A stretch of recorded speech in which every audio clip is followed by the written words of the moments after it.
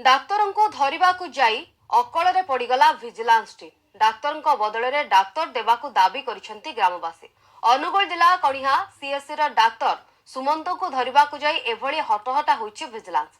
गां लोके हॉस्पिटल मुख्य फाटक ताला मारी विजिलेंस टीम को अटक रखिथिले। अनुगुल सीडीएमओ कोसाला कॉलेज को जड़े डाक्तर को कणिहा पठाइबा प्रतिश्रुति देवा परे ताला खोलिथिले ग्रामवासी।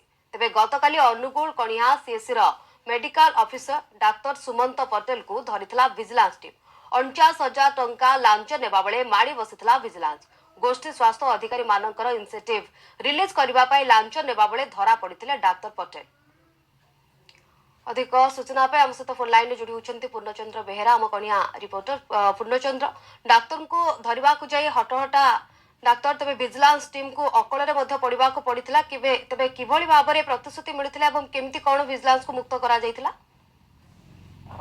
देखो शिवानी, विजिलेंस दल में जो आमर कणियार सीएससी मेडिकल डॉक्टर जो सुमंत पटेल जो 49,000 टंका लांच धरा पड़ते से समय विजिलेंस को कणिया ग्रामवासी अटक रखी।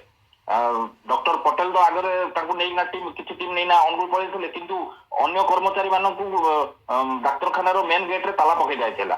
से समय ग्रामवासी गोटे डिमांड थिला जे आमर डॉक्टर नौच डॉक्टर दियो नचेत एथिकार जो रोगी माने एठे चिकित्सा होउथले तेबे सेमाने किभली चिकित्सा हेबे, कारण ए खंडमंडल से गोटे मेडिकल को समस्ते भरोसा करती।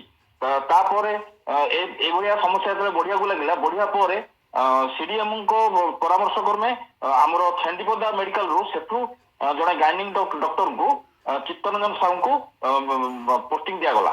तेज आज डॉक्टर पोस्टिंग है आउ अधिक विषय जना पड़ भाव में पर्यंत घटना घटी। बिल्कुल ये घटना घटी जमी आप प्रतिश्रुति मिलवा विजिलेंस टीम को मुक्त करा। धन्यवाद पूर्णचंद्र आपंकर सूचना।